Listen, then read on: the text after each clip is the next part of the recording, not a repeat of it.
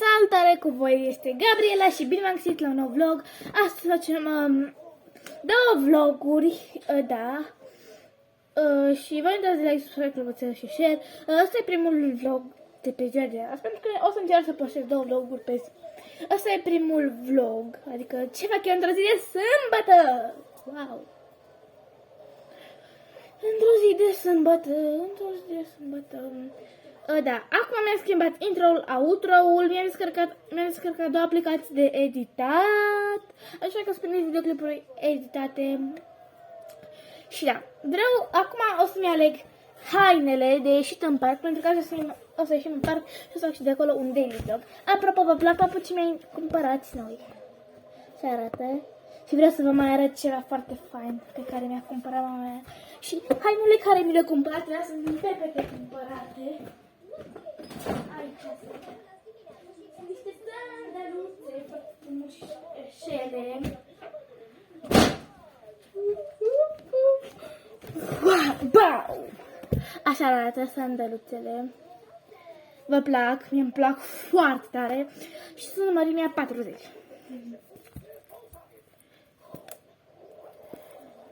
Wow, efectiv, ever forever pentru mine. Nu înțeleg ce am zis. În fine, sunt iubirea mea forever. Forever înseamnă pe vecie, dar pe viață, ever înseamnă. În fine, hai să vă arăt hainele cu care voi ieși azi din parc. Adică am două variante de tricouri, de pantaloni. N-am nicio variantă decât așa și de șapte. Asta e prima variantă. Așa. O să le și probez pentru voi. Gata, l-am luat. Pe tricou scrie Hello, Real și Surprise. Are și o etichetă, cred, sau nu știu, în fine. N-are etichetă, că e anteartă. Îmi place, mi-mi place foarte mult, dar nu e așa confortabil. Așa că ne schimbăm. Da, am revenit îmbrăcat în maiul meu confortabil și mi-am un tricou, așa, turcoaz, la fost roșu, care e cu o pisică Boss și scrie miau. O să ne îmbrăcăm să vi-l arăt pe acesta. Așa arată tricoul pe mine, de tur asta e mai confortabil. L-am luat peste maieu. Peste maieu, pentru că da, n-am ajuns să... Așa. Deci, varianta a mea este albastru, pentru că e mai confortabil. Deci, da, rămâne albastru, roșu. Pau. Am cu acești pantaloni tot din pepete. Și aceste șosete care nu știu de unde sunt. Și da. Cam asta va fi outfit-ul de aici în parc. Opa, aici. Așa. Acum, da, o să mănânc un biscuit. Vreau să mănânc un biscuit. Să vă arăt și ce fel de biscuit. De biscuiți. Ieri am mâncat baclava de nucă pe fata mea. Vreau să încerc de ăștia de la Kaufland. De șocolată. Așa un pic. Am scot acest ambalaj. Unul sau doi. În fine. Așa, doi. Nu luat doi biscuiți. Și am și lapte. O să mănânc biscuiți cu lapte. Ok, o să-i punem la loc în dulap. Uitați ce sac gigantic. Ce sac gigantic de cereale puteți găsi în Kaufland și sunt... Și îți ajunge, dacă mănânci în fiecare dimineață cereale, îți ajunge maxim pe o săptămână. Dacă mănânci în fiecare... Dacă nu mănânci în fiecare dimineață cereale, îți ajunge pentru mult timp. Dacă mănânci în fiecare dimineață cereale, păi nu să-ți ajungă asta de mult timp. Și o să punem cana mea florală, cana care... Asta e singura cana care folosesc. Și mi-am una, dar pe aia nu o prea folosesc. Aia numai când vin musafirii, o scot și pe aia, în caz că... Mi-a cineva pe asta, nu scot și pe aia. Lapte de acesta, noi folosim mai mult decât... Cumpărăm mai mult lapte de asta cu sticlă, mai mult decât ăla cu sticlă, cu pete negre. Mai degrabă ne-am învățat cu pete mari și înainte beam cu pete negre. Și ne luăm și un șervețel pentru biscuiți, că fac mizerie. Buscuiți. Mâncăm buscaite. Nu mai știu cine știa buscaite, cred că o fac pe TikTok sau ceva de genul. Buscaiți cu laptic. Da. În timp ce ne uităm la desene. Să nu uităm de acest frumos suport de telefon. Ups, că de pe mine. Și acum o să mâncăm frumos acest biscuit ca oamenii, ca și un om elegant, așa frumos, într-un șervețel. Uite așa.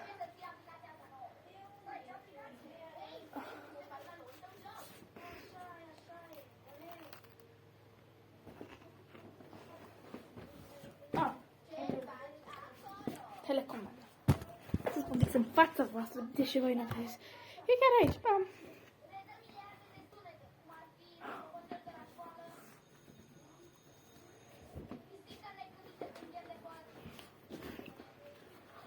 Bun.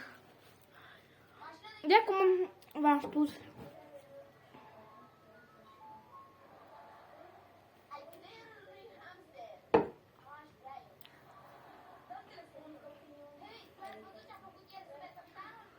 Au primit videoclipuri editate.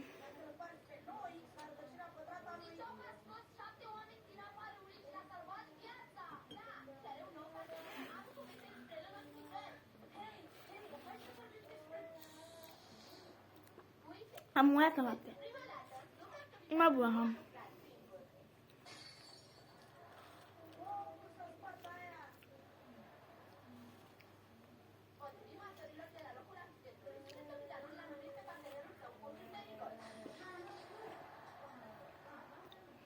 Revenim pe ce mănânc. Am mâncat că acum gândeam, dar deși am pus stop la videoclip, dacă eu pot dau pe speed pur și simplu, pentru că am aplicat am dat aplicații de editat.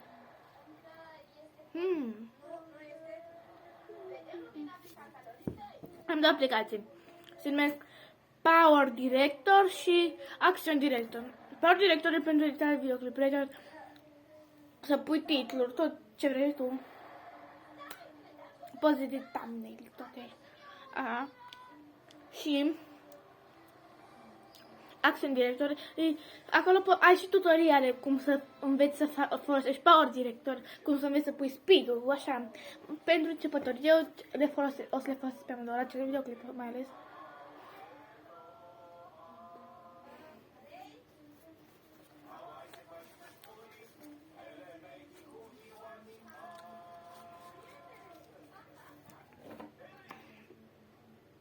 O să mai am și al doilea buscuite.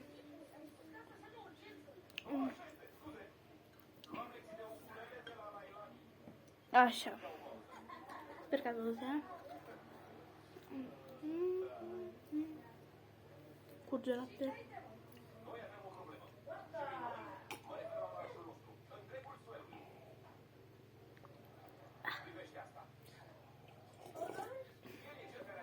Și mai bună gustare.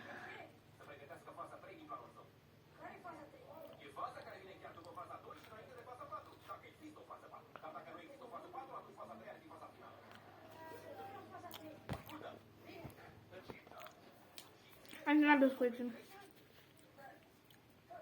Dar mai am lapte.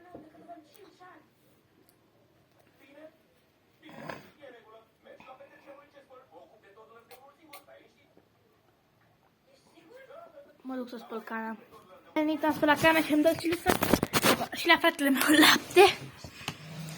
Da. Sincer, mă gândeam cu ce să mă îmbrac, doamne, cu ce să mă încalț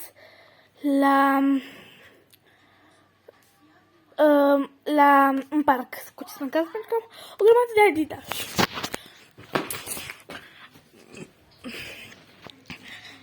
Da. Vă o să vă arăt, cred că 3-4 perechi, da. 5, de fapt 5 perechi, cred. Prima pereche, această pereche, așa, să vă lua din toate părțile, să țin. Așa, sprijin telefon de un pic. Arată. Așa, perfect, perfect. Lumina asta îngrozitoare. Bine, nu îngrozitoare, adică videoclipul. Și scrieți-mi în comentarii, chiar vă rog, vă implor să scrieți în comentarii de câte ori am scăpat eu telefonul. Aici, dacă îl pun așa, mă enervează foarte tare. Acum, wow! Am uitat. Așa, am reușit. A doua pereche este aceasta care, da, este defecte, pentru că o am de la nașa mea, adică nașa, cred că pot să zic nașa, dar în fine, nu e nașa de botez, nașa de cununia părinților mei. Așa. Acum o să vă arăt mai departe, așa arată papucul. Astea două perechi până acum. Al treia pereche sunt acești Converse. În fine, Converse de la Nike, cred. Așa arată. Acum hai să vă mai departe. Așa arată. Așa. Tot de la Nike. A patra pereche. Tot de la Nike. Așa, sunt mai mici, originali. Așa arată de aproape, așa sunt. Și ăștia, nu știu dacă mai are să vă mărimea, fie dacă găsiți în magazine, să fain vloțuri. Dacă vă găsiți mărimea, vă zic.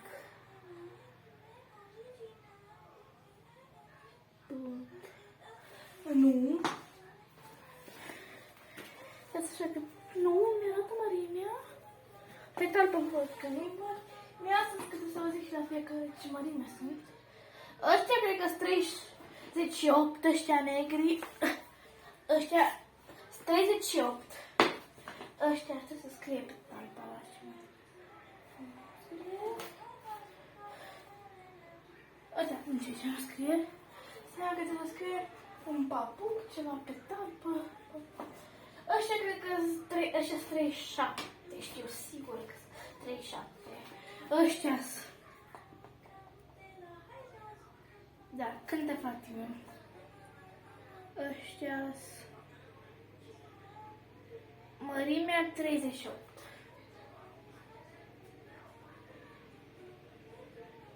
Da, mărimea.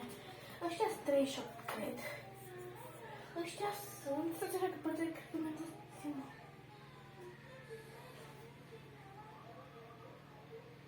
Ăștia sunt 37 mărimea. Deci 37, 37, 38. Și, dar știu să cred că scrie pe tare. Mărimea ăștia sunt 38. Da, 38. Și ultima pereche, această pereche, nu știu de unde sunt. Pe ăștia cred că scrie pe tare. Nu. Aici scrie, înseamnă că... Și mărimea, nu, 37 de euro, să știa. Însă mărimea 38 sau 37. Cred că 37. 37. Și cam astea sunt perechile. Eu am de ales care sunt mai faine. Astea. Dar cele mai faine sunt ăștia și aia. Și o să eliminăm pentru că trebuie lipiți aici. Deci, da. Ăștia o să-i eliminăm, că și ăștia, uite aici trebuie lipiți. Așa. Deci, da.